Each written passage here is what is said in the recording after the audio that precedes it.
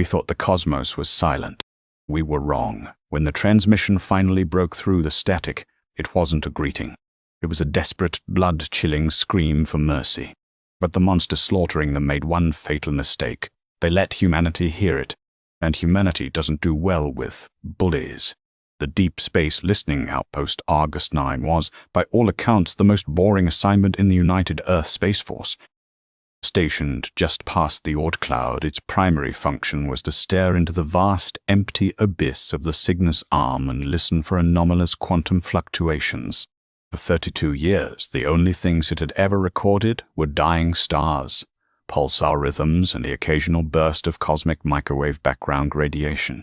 That streak of profound silence ended on October 14, 2014, at 0400 hours Standard Earth Time.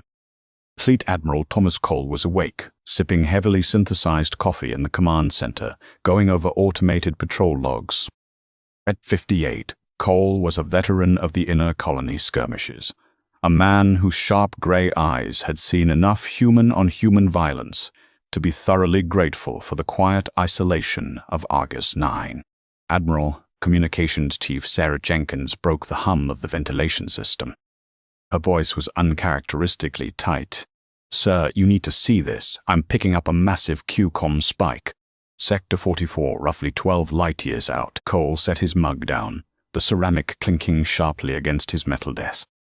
"Natural anomaly, a localized gamma burst." "No, sir," Jenkins said, her fingers flying across a holographic console, isolating the frequency. "It's structured. It's a repeating algorithm." "Sir, it's a broadcast. A distress signal sent on a broad, unencrypted band." Cole stepped up behind her command chair, leaning over the telemetry readouts. Humanity had theorized about extraterrestrial life for centuries, but actually finding it, hearing it, sent a cold spike of adrenaline through his chest. "Put it on the main screen, Chief. Let's hear what our neighbors have to say." The massive digital display at the front of the bridge flickered. The static dissolved into an image that instantly stole the breath from the room. It was a humanoid figure, though distinctly alien. Its skin was a pale, iridescent blue, and large, dark, almond-shaped eyes dominated a delicate face. It was bleeding. A viscous purple fluid leaked from a catastrophic wound on the creature's shoulder. Behind it, the background was a chaotic blur of fire, collapsing architecture, and absolute devastation. Then the audio kicked in.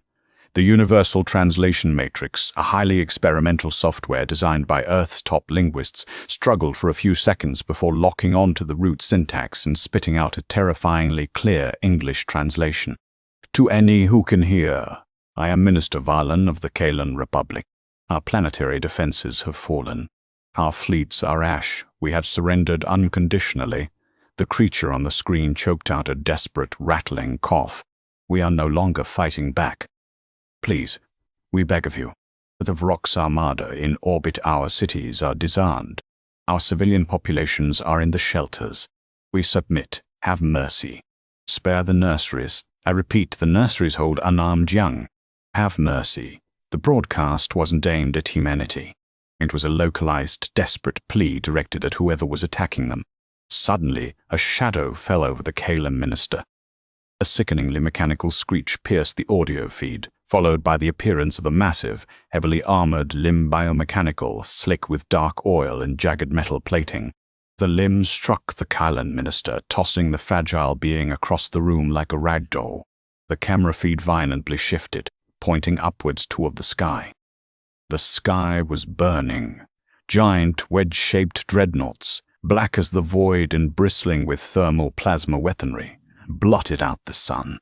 A voice, booming, metallic, and utterly devoid of empathy, broadcast back to the planet. The translation matrix worked immediately. Mercy is a concept for the weak. The Vrox consume. Your biomass will fuel our expansion. The weak do not negotiate. On the screen, intense beams of crimson energy lanced down from the dreadnoughts. They didn't target military installations. They targeted the sprawling, domed structures the minister had just identified as nurseries. The visual feed whited out in a terrifying flash of atomic fire, and then the screen went dead. Silence returned to the bridge of Argus 9. It was a heavy, suffocating silence. Admiral Cole stood frozen, his jaw locked tight. He looked around the room. Every junior officer, every sensor technician was staring at the blank screen with wide, horrified eyes. Some were trembling. "Chief Jenkins," Cole finally said, his voice dangerously low. "Did we get a full telemetry lock on the origin of that signal?" "Yes, Admiral," Jenkins whispered, her hands shaking slightly over her terminal. "System designation Kepler 186. It's just a stone's throw away in galactic terms. If those rock ships continue their current trajectory down the arm, they'll hit the outer Terran colonies in less than 3 years." Cole looked at the empty screen, his mind calculating the sheer, unadulterated brutality he had just witnessed. An unarmed, surrendering species. Children targeted from orbit. "Package the data," Cole ordered, straightening his uniform. "Everything we have. Visuals, audio, translation logs, and trajectory data. Bounce it through the secure relay to Earth. The United Earth Directorate needs to see this immediately." It took exactly 2 hours for Geneva to respond. By then, the tension on August 9 was palpable. The crew had watched the recording 3 more times to extract tactical data on the Rock's warships. The results were terrifying. The alien dreadnoughts possessed energy shielding and plasma armaments that theoretically outclassed humanity's standard cruisers by a significant margin. When the encrypted channel from Earth finally opened, the face of Secretary General Robert Mitchell appeared on Cole's private terminal. Mitchell was a politician to his core, a man who had spent his career managing economic treaties, not military crises. He looked pale, sweating lightly under the harsh lights of the UED command bunker. "Admiral Cole," Mitchell began, his voice lacking its usual televised confidence. "We've analyzed the data package. The intelligence community is in an uproar. But the consensus of the Security Council is clear. Then you're mobilizing the reserve fleets, Mr. Buck." "Secretary?" Cole asked, leaning forward. "If we move the 3rd and 5th fleets to the Kepler border, we can establish a defensive line before the Rocks even realize we're here. We can send a message." "Absolutely not," Mitchell snapped, shaking his head vigorously. "Did you look at the tactical readouts your own people sent, Thomas? Those ships are monsters. If we engage them, we risk drawing their attention to Earth. The Council's order is absolute, total blackout. We withdraw all perimeter pickets back to the Sol system. We go dark. If they don't know we're here, they might pass us by." Cole's blood ran cold. "Pass us by? Mr. Secretary, they are a predatory species. You heard their broadcast. The Rocks consume. They won't stop at the Kalin. And burying our heads in the sand won't save us. It will only ensure we face them alone when they finally find us." "That is a risk the Council is willing to take," Mitchell said coldly. "You are to initiate Protocol 0. Wipe the databanks of this encounter. Recall scouting vessels. No human ship is to go anywhere near Sector 44. Do I make myself clear, Admiral?" Cole stared at the man, feeling a profound disgust rising in his throat. "You're ordering me to ignore a genocide." "I am ordering you to ensure the survival of the human race," Mitchell countered. "Follow your orders, Admiral." The transmission cut out. Cole sat back in his chair, rubbing his temples. He was a soldier. Disobeying a direct order from the Secretary General was treason, but everything in his bones told him that hiding from an enemy like the Rocks was suicide. Before he could make a decision, the door to his private office slid open. Chief Jenkins stood there, her face devoid of all color. "Admiral," she gasped, "we have a massive problem." Cole was on his feet instantly. "What is it?" "It's the UNS. Horizon, sir, a light recon corvette. They were on a deep space mapping patrol near Sector 44 when the Kalin transmission went out." Jenkins swallowed hard. "Sir, Lieutenant Arthur Pendleton and Ensign Chloe Higgins, they didn't know about the blackout order. They were in the area. They picked up a localized Kalin distress beacon from a fleeing civilian transport and moved to intercept to offer aid." "Did they make contact?" Cole demanded, rushing back onto the main bridge. "No, sir. As soon as the Horizon dropped out of warp, their active scanners pinged the Kalin transport.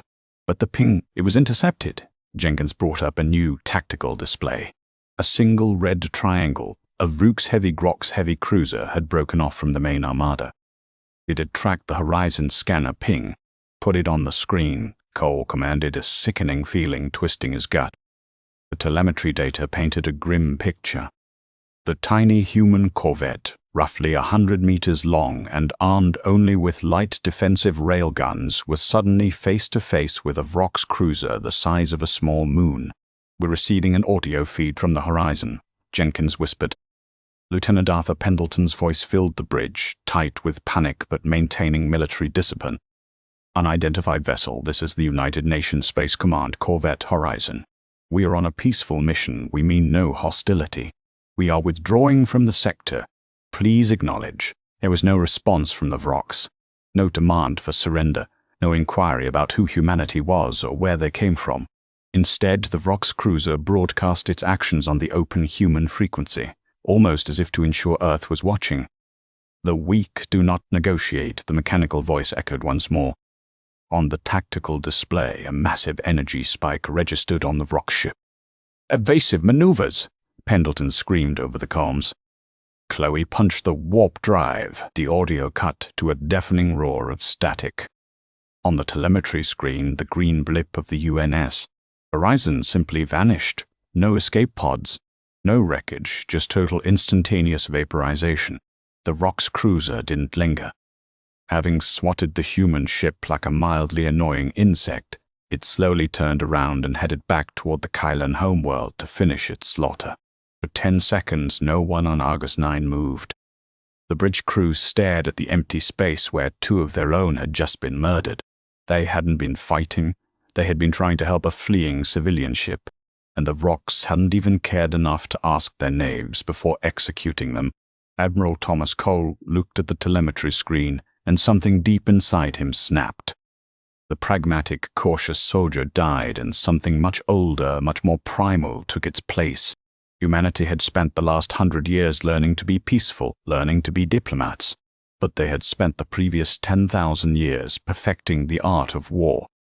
"Chief Jenkins," Cole said, his voice terrifyingly calm.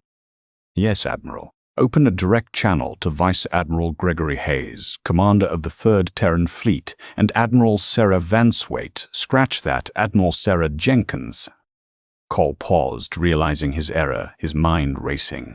"Open a channel to Admiral William Preston of the 7th Fleet at Alpha Centauri. Sir, the Secretary-General ordered a total blackout." "The Secretary-General can hang," Cole growled, his eyes burning with a cold, unrelenting fury. "They didn't just ignore a plea for mercy. They executed our people. They think we are weak. They think we are prey." Cole slammed his fist down onto the communication console. "Initiate Code Black. I am declaring a state of emergency under the Outer Rim Defense Act. Tell Preston to spin up the dreadnoughts and prep the planetary invasion forces. We are going to Sector 44. Jenkins' hands hesitated for a fraction of a second over the keyboard before her fingers hammered down, overriding the civilian lockouts. "Transmitting Code Black, sir. They wanted to show us how they treat the weak," Cole muttered, staring into the dark void of the main screen. "Let's go show them what happens when you wake up a sleeping giant," the command center of the UNS. Eisenhower, the flagship of the 7th Terran Fleet stationed at Alpha Centauri, was a cavernous theater of war. Admiral William Preston stood on the command dais, his hands clasped behind his back, projecting an aura of absolute, immovable authority. Where Admiral Cole was a grizzled veteran of skirmishes, Preston was a master of grand strategy, a man whose mind processed fleet maneuvers like a grandmaster playing three-dimensional chess. When Cole's encrypted Code Black flashed across the priority channel, bypassing Geneva's standard relay protocols entirely, Preston did not immediately react. He watched the horrific, unedited footage of the Kylan genocide. He watched the mechanical slaughter of the nurseries. And then he watched the UNS. Horizon, a ship carrying 2 young officers barely out of the academy, get vaporized without a single word of warning or parley. Admiral Captain Richard Sterling, the Eisenhower's executive officer, spoke softly, breaking the stunned silence of the bridge. "That transmission carries a UED Security Council override code. Geneva is broadcasting a general stand-down order. Secretary General Mitchell has officially declared Admiral Cole a rogue asset. We are ordered to arrest him and lock down the border." Preston turned his gaze to the massive tactical holotable, where the blue icons of his fleet rested in peaceful orbit around the Centauri shipyard's massive orbital structures, still bearing the faded corporate logos of Northrop Grumman and Lockheed Martin from their construction days. "Captain Sterling," Preston said, his voice carrying the dangerous calm of an approaching hurricane. "Have you ever read the history of the 20th century, sir?" Sterling blinked, caught off guard by the non sequitur. "There was a time when humanity tried to appease monsters. We watched tyrants swallow whole nations, hoping that if we just stayed quiet, they would eventually be sated and leave us alone. Millions died before we learned the ultimate truth of the universe." Preston turned back to the main screen, where the frozen image of the Vrock's dreadnought loomed. "Monsters are never sated. They only grow bolder." Preston walked down the steps of the dais. "The Secretary-General is a fool who thinks he can negotiate with a forest fire. If the Rocks are allowed to consume the Kalan, they will take their resources, multiply, and turn their guns on Sol. The horizon was an act of unprovoked war. I will not sit here and wait for Geneva to draft a strongly worded letter of condemnation while our children are burned in the void." He stopped at the communications console. "Open a fleet-wide channel, unencrypted. Let Geneva hear it. Let them all hear it." The comms officer nodded, his hands flying across the terminal. "Channel open, sir. This is Admiral William Preston to all vessels of the 7th Fleet and to the 3rd Fleet currently holding at Jupiter." Preston's voice boomed, resonating through the bulkheads of over 400 warships. "We have witnessed the execution of human sailors and the attempted extermination of a defenseless species. The United Earth Directorate has ordered us to turn our backs. I am countermanding that order. I am invoking the ancient laws of the sea. Translated to the stars, no distress call goes unanswered, and no attack on our people goes unpunished." Preston paused, letting the weight of his words settle. "Any captain who wishes to follow Geneva's orders may power down their engines now. You will face no court-martial from me. But for those of you who remember what it means to be human, spin up your warp drives. Load the magnetic accelerator cannons. We are going to Sector 44. We are going to war." For a terrible, agonizing 30 seconds, the tactical map remained static. Then, one by one, the blue icons began to shift. The UNS Roosevelt, the UNS Churchill, the massive General Dynamics orbital siege platforms. Not a single ship powered down. Across 2 solar systems, the heavy industrial thrum of fusion reactors spinning up to combat capacity echoed through the void. It was the largest unauthorized military mobilization in human history. 48 hours later, the Kalan homeworld of Kepler 186 was a graveyard of dreams. Minister Valen, bleeding and broken, was dragged through the ash-choked ruins of his capital city by 2 hulking Vrock's infantry drones. The Vrocks were terrifying up close, towering amalgams of necrobiology and dark, rusted cybernetics. They did not speak, they merely communicated through a localized high-frequency hive pulse that made Valen's teeth ache. The Kalan had been a society of artists, philosophers, and deep space architects. Centuries ago, they had genetically engineered the aggression out of their own DNA, viewing violence as a primitive flaw. It was a noble pursuit that had ultimately doomed them. Valen was thrown to his knees in the center of a shattered plaza. Above him, the sky was completely blotted out by the Vrock's armada. Massive harvester ships were already descending through the atmosphere, preparing to process the planet's biological matter, including the millions of Kalan cowering in the deep underground shelters. The Vrock's supreme commander, a monstrous entity wired directly into a hovering command disk, floated down to observe the subjugation. "Your world is processed," the metallic voice blared through the translation speakers mounted on the drones. "Your biomass is sufficient. The weak serve the strong. This is the only law of the cosmos." Valen closed his eyes, waiting for the executioner's blow, praying to his silent gods for an end to the nightmare. High above the atmosphere, the rock sensor arrays suddenly shrieked. It wasn't a warning of an energy spike or a plasma buildup. It was a gravitational anomaly. Massive tears in the fabric of space-time violently ripped open just outside the planet's gravity well. The rock's tactical network instantly analyzed the incoming signatures. They were confused. The emerging vessels possessed no sophisticated energy shielding. They had no concentrated plasma batteries. They were just massive, ugly, brutalist wedges of cold titanium, depleted uranium armor, and carbon nanotube plating. To the highly advanced rocks, these ships looked primitive. They looked like flying anvils. The Supreme Commander felt a ripple of mechanical amusement through the hive mind. More weak prey had arrived. Vessels, the rocks broadcast on the universal frequency. You have entered a harvesting zone. Surrender your ships for processing or be consumed. Aboard the Eisenhower, Admiral Preston listened to the broadcast. He looked at the telemetry. The Vrock ships were shielded by highly advanced multi-frequency energy barriers designed to absorb and dissipate heat, lasers, and plasma. The Terran had fought back with localized laser batteries, which had harmlessly splashed against the Vrock's shields like rain against a window. The Vrocks expected humanity to fight the same way. That was their fatal error. Humanity didn't use energy weapons. They were too inefficient, too resource-heavy. Humanity still relied on the oldest, most reliable physics in the universe, Sir Isaac Newton. Admiral Captain Sterling reported.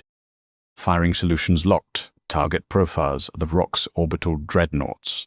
They are holding formation, sir. They aren't even maneuvering. They think our weapons can't hurt them. A grim, predatory smile touched Preston's lips. Let's educate them on the concept of kinetic energy, Captain. Fire the Mach cannons. All batteries, rapid succession. Across the Terran fleet, the massive magnetic accelerator cannons running the entire spine of the dreadnoughts thrummed with terrifying electromagnetic power. There was no flashy light show. No bright, colorful beams of energy. Just the terrifying mechanical thwomp of 3 tons, solid tungsten slugs being magnetically accelerated to 4% the speed of light. In the vacuum of space, the tungsten rounds crossed the distance between the fleets in a fraction of a second. The Vrock's energy shields flared, attempting to analyze and absorb the incoming plasma signature. But there was no plasma. There was only raw, unadulterated mass moving at relativistic speeds. The shields, designed to disperse energy, were completely, utterly useless against a solid block of metal, hitting them with the kinetic force of a small tactical nuclear warhead. The tungsten slugs punched through the Vrock shields as if they weren't even there. The impact was catastrophic. The lead Vrock's dreadnought, a ship that had terrorized a dozen star systems, didn't just explode. It was physically shattered. The kinetic shockwave buckled its spine, tearing the massive vessel in half before the secondary explosions of its own fusion drives ripped the debris into microscopic shrapnel. On the surface of the planet, Minister Valen opened his eyes as the sky lit up with a blinding, terrifying light. He looked up, expecting to see a Kalan shelter destroyed. Instead, he saw the burning, shattered remains of a Vrock's dreadnought raining down through the atmosphere like a meteor shower. Error, the Vrock's tactical network screamed. Shield failure, hull integrity compromised, unidentified kinetic trauma. Before the Vrock's fleet could react, the second volley fired. Then the third, the primitive cold iron fleet of humanity unleashed a relentless barrage of heavy artillery. Within 3 minutes, 30% of the invincible Vrock's armada was reduced to a slowly expanding cloud of pulverized debris. Panic, a sensation the Vrocks had not experienced in thousands of years, began to ripple through their hive mind. They attempted to return fire, launching massive torpedoes of superheated plasma. The Terran fleet didn't try to absorb the hits with shields. They maneuvered. They dropped countermeasure clouds of hyperdense chaff and deployed point defense Gatling cannons, filling the void with millions of depleted uranium rounds that shredded the incoming plasma torpedoes before they could detonate against the human armor. The hits the Terrans did take melted thick layers of ablative titanium, but the ships kept moving, kept firing, driven by a savage, relentless momentum. Orbital superiority achieved, Captain Sterling announced, his voice tight with adrenaline. Admiral, the Vrocks are breaking formation. They are trying to retreat to the dark side of the moon. Let the cruisers run them down, Preston ordered. Launch the ground invasion. We have civilians to pull out of the fire. In orbit, the bellies of the Terran troop transports opened. They didn't send down elegant anti-gravity dropships. They deployed orbital drop shock troopers, ODST, in Goliath insertion pods, thick, armored teardrops that fell through the atmosphere at terrifying speeds, burning with the heat of re-entry. To the Kalin on the ground, and to the Vrock's drones occupying the cities, it looked like the sky was raining fire. The pods slammed into the surface of Kepler 186 with ground-shattering impacts, throwing up massive plumes of dust and crushed concrete. For a moment, the battlefield was entirely still. The Vrox drones turned their weapons toward the craters, confused by this primitive deployment method. Then, the explosive bolts on the pods blew. Out stepped the Terran Marines. Up! Clad in heavy-powered exoskeleton armor bearing the insignia of the United Earth Directorate, they looked like mechanical demons.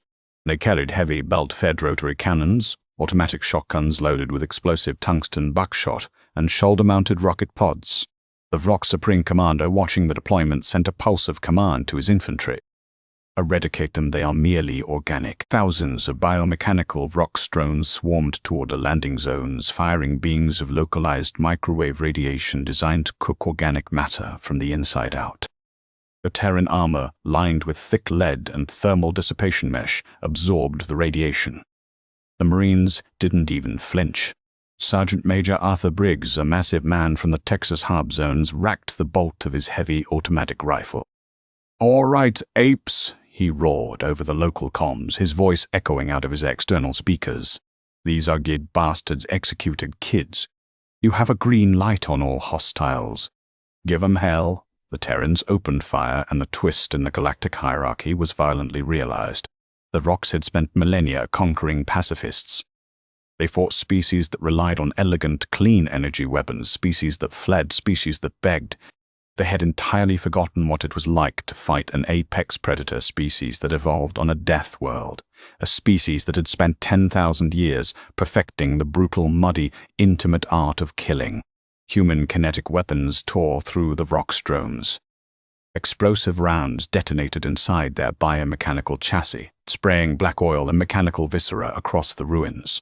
When the Vrox closed into melee range, expecting the fragile organics to break, the Terran Marines drew combat knives forged from monomolecular carbon and engaged in savage close-quarters slaughter. They fought with a vicious, terrifying joy that completely overwhelmed the Vrox tactical subroutines. In the center of the plaza, the Vrox Supreme Commander tried to elevate his command dais to escape. A massive explosion ripped through the air as a Terran heavy weapons specialist fired a shoulder-mounted anti-tank missile. The rocket slammed into the dais, blowing it out of the air. The Supreme Commander crashed onto the pavement, his cybernetic limbs sparking and failing. Minister Valen watched, paralyzed by shock, as a squad of Terran Marines surrounded the downed alien warlord. Sergeant Major Briggs stepped forward, his boot crashing down on the Vrox Commander's chestplate. "You are irrational," the Vrox Commander's translation matrix stuttered, its voice box damaged. "You use primitive mass, you fight with primitive rage. You will disrupt the order of the cosmos." Briggs leaned down, his armored visor reflecting the burning city around them. "We are the disruption, you son of a bitch. And we don't take kindly to bullies." Briggs raised his heavy rifle and fired 3 rounds point-blank into the commander's central processing core. The glowing red optics of the Vrox warlord flickered and died. The hive-mind connection severed. Across the planet, the remaining Vrox drones froze in confusion, suddenly cut off from their strategic network, making them easy targets for the advancing Terran infantry. Briggs turned toward Minister Valen, his heavy armor whirring as he knelt down. He deactivated his helmet, revealing a human face sweaty, scarred and smeared with dirt, but possessing eyes that held a profound, unexpected gentleness. "Are you Minister Valen?" Briggs asked, offering a massive armored hand. Valen recoiled slightly, terrified. The beings that had just saved him were infinitely more violent, infinitely more terrifying than the monsters that had tried to destroy him. What are you?" Valen whispered. "United Earth Space Force, sir," Briggs said softly. "We received your transmission. We're here to help. The skies are clear, and your nurseries are safe." Valen looked from the human's outstretched hand to the absolute carnage of the Vrox forces surrounding them. The mighty, invincible Vrox armada had been broken in less than an hour, not by superior intellect or advanced energy, but by sheer, unyielding, brute force kinetic fury. He realized then that the Kalan had not summoned a gentle savior. They had summoned the wolves. But for the first time in his life, Valen was glad the wolves were on his side. He reached out and took the human's hand. The galaxy learned a terrifying truth that day. The Terrans were not enlightened pacifists, nor were they mindless conquerors. They were the sleeping hounds of the cosmos, forged in the crucible of their own endless bloody history. The Vrox sought to consume the weak, but they awakened an apex predator. Humanity did not conquer the stars, they simply drew a line in the void, daring anyone to cross it.